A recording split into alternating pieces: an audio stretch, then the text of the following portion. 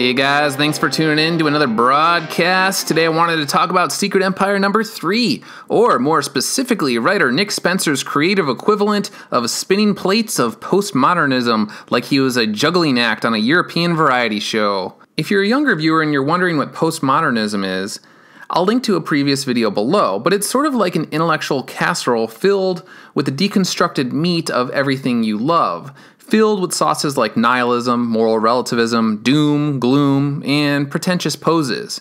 You usually eat this meal and come away thinking that there are no differences between good and evil because everyone kind of sucks, and that one man's terrorist is another man's freedom fighter, so what's the point? What's that you say? You're asking if Mr. Spencer would be so transparent that he would put the one man's terrorist is another man's freedom fighter idea into Secret Empire number 3? Let me check for you. Yep, he did exactly that. Sweet, that makes my job so much easier. Consider this exchange between Black Widow and Maria Hill after Boomerang, playing the role of a fixer, sets up a meeting between the two in Newark, New Jersey. Black Widow says, "This is not where I expected to find you." And then Maria responds, "Why not? Organized crime and terrorist insurgencies actually have a long history of watching each other's backs. And Fred's not so bad. You really should try the wings. They are fantastic." Black Widow responds, "Is this what you consider yourself now? A terrorist?" Then Maria says, "Well, I'd go with freedom fighter or just person who didn't close their eyes and let the damn world get taken over. But hey, I don't write the headlines." Take that scene for example. Intelligent readers know that things are looking bad. They're looking grim. The heroes are in a bind and they don't know what to do. The writer can basically say that they're in the same position as the US during World War II when it needed to ally itself with the Soviets to defeat the real and present existential threat of the Third Reich. You didn't have Cap back in the day saying, "You know, you really should get to know Hitler. He's not so bad. You should try his German potato salad. It's fantastic."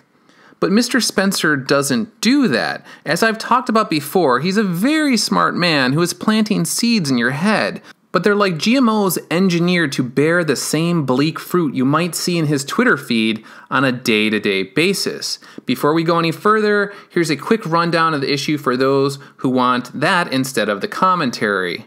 1. Black Widow is trying to put together her plan to find and kill Steve Rogers. 2. The superheroes stuck in space due to the shield around Earth's atmosphere continue battling for their survival as wave after wave of Chitauri come their way. 3. Hydra Cap is in a race against time with the other heroes to find cosmic cube shards scattered across the planet, as each group wants to further alter reality to their preferred state. People die, Hydra is ruthless, and Hail Hydra, and all that stuff. As I've said before, Mr. Spencer's writing is technically sound. In many ways, whether one likes or hates this book really comes down to what you want to get out of a comic book event. To me, Mr. Spencer comes across like so many college kids on home for Thanksgiving on their first break. Maybe they took a couple of political science and philosophy classes and they think they have the world all figured out. There's a kind of pretentious pose they always give and a chip on their shoulder. Secret Empire has a vibe to it that says, this author is very pleased with himself.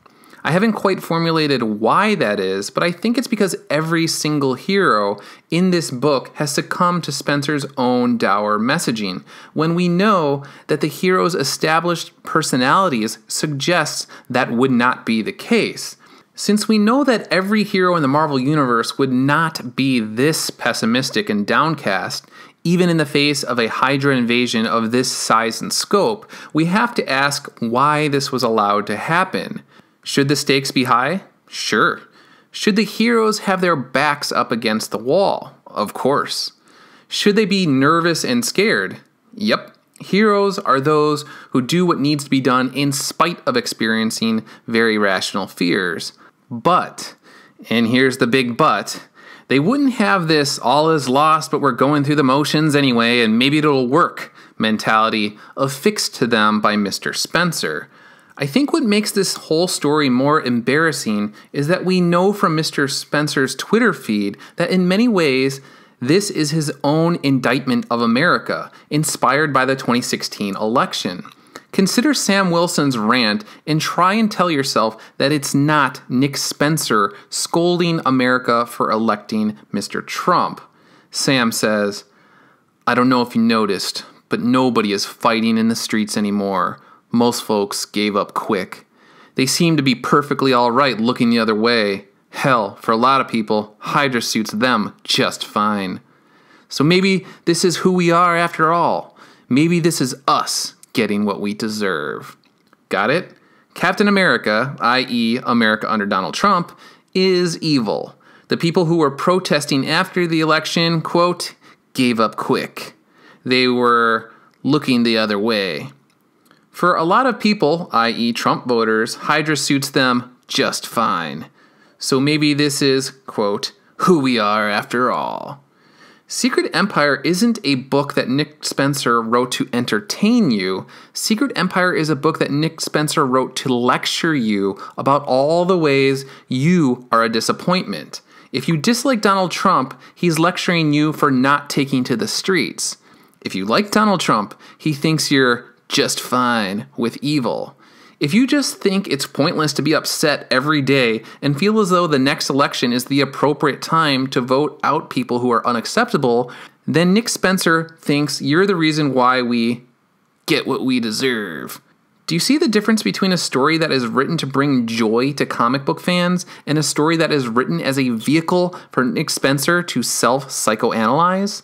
I find it fascinating that Nick Spencer is using his job at Marvel like a psychiatrist's couch and a college professor's podium at the same time, but at the end of the day, it simply is not appropriate. It's hurting Marvel Comics, and guys like Axel Alonso and Tom Brevoort should be ashamed of themselves for allowing this to happen. If you don't like this kind of thing, then don't buy this event, and make sure to let your local comic shop owner know why. That's about it for now, but I'd like to hear what you have to say. Sound off in the comments section below on Secret Empire number 3, Nick Spencer using his gig at Marvel to work through his own political frustrations, possible endings to the Hydra Cap tale, and anything else related to the event in the comments section below.